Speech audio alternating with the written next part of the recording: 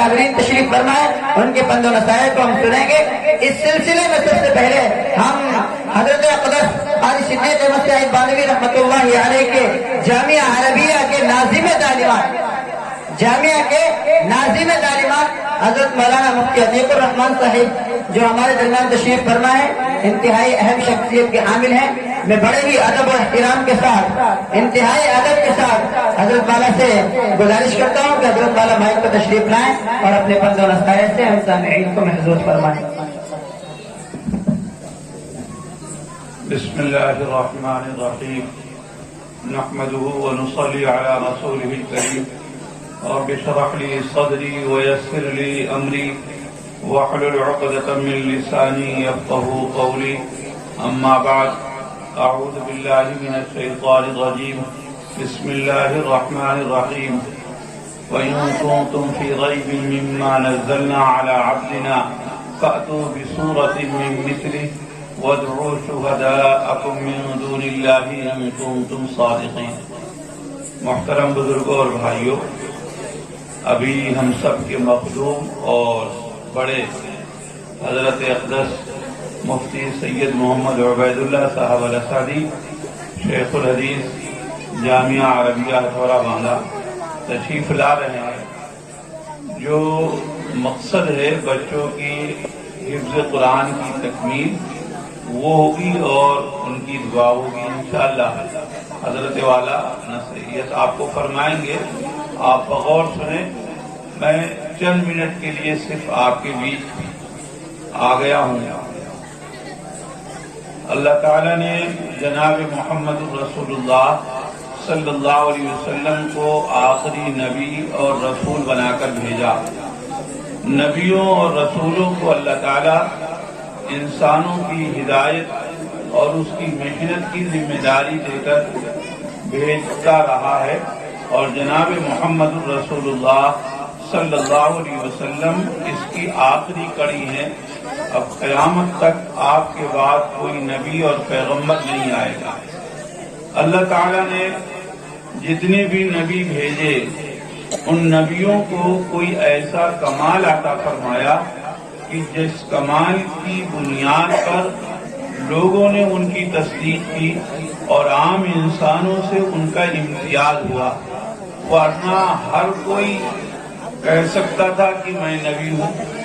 یہ انسان واقعی اللہ کا نبی ہے اور اللہ کی طرف سے اس کو رسول بنا کر بھیجا گیا ہے، اس کی پہچان کیا ہو، اس پہچان کے لیے اللہ تعالیٰ تمام نبیوں کو کوئی نہ کوئی خاص کمال دے کر بھیجتا رہا کہ جس کی وجہ سے اس کی عظمت اور اس کی بڑائی لوگوں کے دلوں میں بیٹھتی رہی اور لوگوں نے اس کے دعوائے نبوت کو سچ جانا اور سچ مانا۔ جتنے بھی پیغمبر آئے اللہ تعالیٰ نے کم و بیش سب کو کچھ نہ کچھ کمال عطا فرمایا۔ مثلا سیدنا حضرت ابراہیم علی نبینا وعلیہ الصلوات والتسلیم، نمرود کو انہوں نے دعوت دی کہ ایک اللہ کو مانو، اور نمرود کا معاملہ یہ تھا کہ وہ خود اپنے کو خدا کہتا تھا، اپنے کو دنیا سے بھگوان کہلاتا تھا کہ میں سب سے بڑا ہوں، اور جو اس کی خدائی کا انکار کرتا اس کو سزا دیتا۔ اللہ تعالیٰ نے حضرت ابراہیم کو نمرود اور اس کی قوم کی طرف نبی بنا کر بھیجا۔ اس نے غصے میں آ کر بجائے اس کے کہ حضرت ابراہیم کی اس مخلصانہ دعوت کو وہ قبول کرتا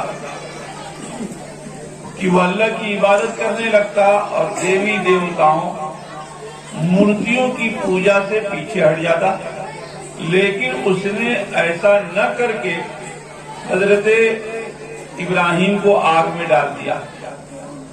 آگ کا کام ہے جلانا، لیکن دنیا نے یہ دیکھا کہ وہ آگ جس کے اوپر سے پرندے نہیں گزر سکتے تھے، جو چڑیا اس کے اوپر سے گزرتی تھی وہ جل کے بھسم ہو جاتی تھی، اس آگ میں سیدنا حضرت ابراہیم کو ڈالا گیا، لیکن ان کا ایک رویا بھی نہیں جلا.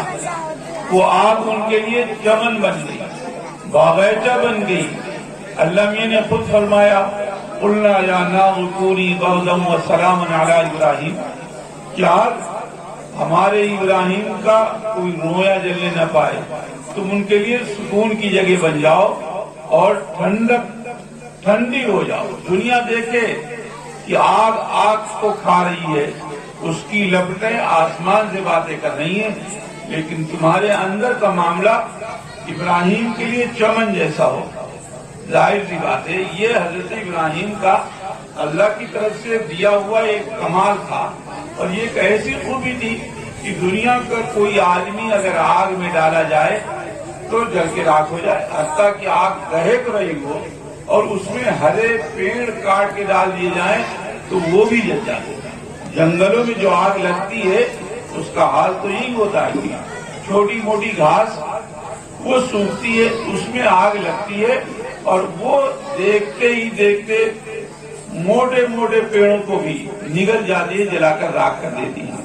تو یہ کمال اللہ تعالیٰ نے حضرت ابراہیم کے ذریعے سے ان کا لوگوں پہ ظاہر کیا تاکہ لوگ سمجھیں کہ ہاں یہ اللہ کی طرف سے بھیجے گئے ہیں. اگر یہ اللہ کی طرف سے نہ بھیجے گئے ہوتے تو آگ ان کو جلا دیتی, جو اس کا اپنا کام ہے. اس آگ نے ان کا کوئی بال جھمکا نہیں کیا. اس کا مطلب یہ ہے کہ اللہ کی طرف سے ان کو تائید حاصل, نبی اور پیغمبر ہوتا ہے. اسی طریقے سے حضرت ابراہیم بیت اللہ کو بنا رہے تھے. اپنے یہاں جب دیوار اونچی ہو جاتی ہے تو پاڑ بناتے ہیں تاکہ اس پر کاریگر کھڑے ہو کر جوڑائی کریں. وہاں تو کچھ نہیں تھا. کعبہ کی تعمیر کے موقع سے مکے کے پہاڑوں پہ تو گھاس بھی نہیں اگتی, پیڑ پودے تو دور کی بات ہے. اللہ نے حکم دیا اور حضرت ابراہیم اور حضرت اسماعیل نے کعبے کو بنانا شروع کیا. دیواریں جب اونچی ہو گئی تو اب مسئلہ ہوا کہ پتھروں کو اٹھا کر ان پر رکھا کیسے جائے. اللہ نے جنت سے پتھر بھیج دیا, اور آج بھی وہ مطاف میں پتھر موجود ہے جس پر سیدنا ابراہیم کھڑے ہو کر چنائی کرتے تھے, اور اس میں حضرت کے پاؤں کے نشانات بنے ہوئے ہیں. جب حضرت کو اترنا ہوتا تو پتھر نیچا ہو جاتا, اور پھر جب اوپر جوڑنا ہوتا تو جتنی اونچائی مطلوب ہوتی اتنا اونچا ہو جاتا, اور حضرت پتھر اٹھا کے اس پر رکھ دیتے تھے. یہ معجزہ ہے. معجزہ یہ عربی کا لفظ ہے, یعنی ایسا کمال کہ جس کو دوسرا کوئی پیش نہ کر سکے, عام آدمی نہ پیش کر سکے. چنانچہ یہ خوبی صرف حضرت ابراہیم کی ہے. یہ پتھر پہاڑ بن جائے اور آدمی اس پر کھڑے ہو کر چنائی کرے اور پھر وہ نیچا ہو جائے, تاریخ میں کسی اور کے لیے نہیں, صرف سیدنا حضرت ابراہیم کے لیے ہے. تو ایسے مختلف نبیوں کو, حضرت موسیٰ علیہ السلام کو فرعون نے تنگ کیا, اور اللہ کے حکم سے بنی اسرائیل کو حضرت موسیٰ لے کر چلے اور سمندر کے راستے پہ پڑ گئے. پیچھے فرعون کا لشکر جو پکڑنے کے لیے آیا, اور آگے سمندر, نہ جائے رفتن نہ پائے ماہر. قوم کہنے لگی اچھا موسیٰ تم نے ہم کو مروانے کا بڑھیا بہانہ ڈھونڈا, ہم کہاں جائیں, سمندر میں جاتے ہیں تو ڈوب جائیں گے. رکے رہتے ہیں تو یہ دیکھو دھول اڑ رہی ہے, فرعون کا لشکر آ رہا ہے, ابھی ٹکا بوٹی کر کے رکھ دے گا. حضرت نے ان کو تسلی دی کہ ان اللہ معی, ارے گھبراؤ نہیں, اللہ کی تائید اور اللہ کی مدد ہمارے ساتھ ہے. پھر اللہ نے کہا اپنا سوٹا مارو. وہ سمندر میں مارا, راستے بن گئے. بنی اسرائیل اور حضرت موسیٰ پار ہو گئے. فرعون آیا تو خوب شیخی بگاری, کہا دیکھو میری حکومت انسانوں پر ہی نہیں سمندروں پر ہے, پانی پر ہے. دیکھو میرے روب سے سمندر سہم گیا اور راستہ لے گیا, اس نے اپنا بہاؤ چھوڑ دیا تھا دریا نے, اور جب بیچ میں پہنچا تو چوہوں کی طرح ڈوب کے پورا لشکر رہ گیا. یہ کمال اللہ تعالیٰ نے حضرت موسیٰ کے ذریعے سے ظاہر فرمایا ان کا, تاکہ دنیا کو یقین ہو جائے کہ موسیٰ واقعی اللہ کے پیغمبر ہیں. اللہ تعالیٰ نے تمام نبیوں اور رسولوں کو اس طرح کا معجزہ عطا فرمایا۔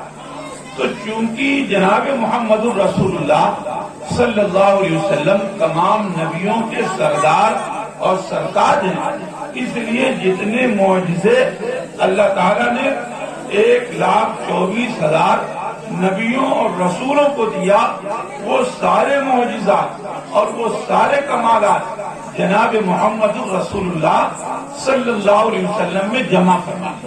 ہر پیغمبر کی خوبی اور ہر پیغمبر کا کمال، اس کا مرکز اللہ تعالیٰ نے جناب محمد الرسول اللہ صلی اللہ علیہ وسلم کو بنایا۔ یہ قرآن کریم جو ہم پڑھتے ہیں، اللہ تعالیٰ نے جناب محمد الرسول اللہ صلی اللہ علیہ وسلم کو بے شمار معجزات عطا فرمائے، ایک آدھ نہیں، بے شمار معجزات عطا فرمائے۔ ہم نے عرض کیا کہ 1,24,000 نبیوں اور رسولوں کو جو معجزات عطا ہوئے وہ کسی نہ کسی شکل میں جناب محمد الرسول اللہ صلی اللہ علیہ وسلم کو بھی عطا ہوئے ہیں، لیکن آپ کا سب سے بڑا زندہ جاوید معجزہ کہ جس کی مثال پوری تاریخ انسانیت میں نہیں ہے، وہ یہی قرآن ہے جس کو ہم نے چھوڑ دیا اور جس کی تکمیل ابھی بچے آپ کے سامنے کریں گے۔ اللہ کہتے ہیں کہ یہ کتاب میری نازل کی ہوئی ہے، اس میں کوئی شک و شبے کی گنجائش نہیں ہے، لا غیب فیہ، اس میں کوئی گنجائش شک کی نہیں ہے۔ ھدی للمتقین، اللہ سے ڈرنے والوں کے لیے یہ ہدایت ہے۔ اور آگے فرمایا کہ اگر تم کو اس کے کتاب الہی کے ہونے میں شبہ ہے تو تم بھی اسی جیسی کوئی کتاب تیار کر کے لے آؤ۔ تم اکیلے نہیں تیار کر سکتے تو وَادْعُوا شُهَدَاءَكُم مِّن دُونِ اللَّهِ، اللہ کو چھوڑ کر دنیا جہان کے لوگوں کو جوڑ لو اور سب لوگ مل کر کوشش کرو اور اس جیسی ایک صورت، اور بلکہ ایک صورت نہیں، ایک آیت کا ٹکڑا ہی بنا کر پیش کر دو تو ہم جانے۔ اللہ نے کہا فَإِن لَّمْ تَفْعَلُوا، میاں نہیں کر سکتے ہو، اور سن لو وَلَن تَفْعَلُوا، اور اگر نہ کر سکے تو پھر انجام سوچ لو کہ تم کو جہنم کا سوختہ بنایا جائے گا۔ اس لیے بھائیوں بزرگوں، اللہ تعالیٰ نبیوں کو، رسولوں کو معجزے کی شکل میں جو کمال عطا کرتا ہے وہ اس لیے کہ نبی کا نبی ہونا دنیا پر ظاہر ہو جائے، اس کی عظمت دلوں میں آ جائے۔